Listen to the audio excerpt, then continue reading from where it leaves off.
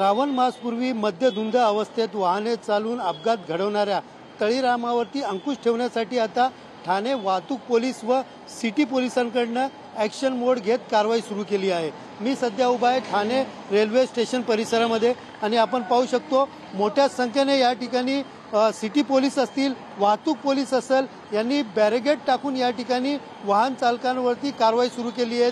प्रत्येक ठिकाणी म्हणजे ठाण्यामध्ये येणारे मुख्य ठिकाण असतील, अपघात ज्या ठिकाणी घडत असतील, असे रस्ते असतील, अशा ठिकाणी बॅरिगेड टाकून या ठिकाणी वाहन चालक असेल, त्याचबरोबर टू व्हीलर चालक असेल, यांची या ठिकाणी तपासणी केली, वैद्यकीय तपासणी या ठिकाणी केली जाते। ड्रिंक अँड ड्राईव्ह केले की नाही त्याची देखील या ठिकाणी चौकशी केली जाते। एकंदरीत पाहायला गेलं तर गटारीच्या पार्श्वभूमीवर मोठ्या संख्येने मद्यधुंद अवस्थेत वाहने चालवून आपला व समोरच्याचा जीव धोक्यात टाकून वाहन चालवणाऱ्या वाहन चालकावरती ही मोठी कारवाई या ठिकाणी मानली जाते।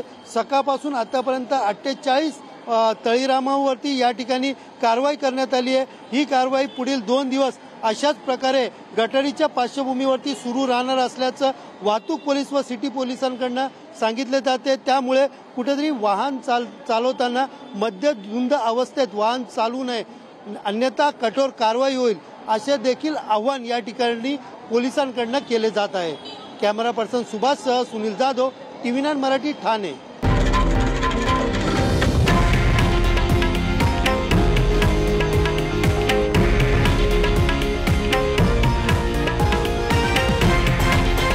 हे आहे देशातील नंबर 1 न्यूज नेटवर्क आणि आपण पाहत आहात TV9 मराठी, एकमेव।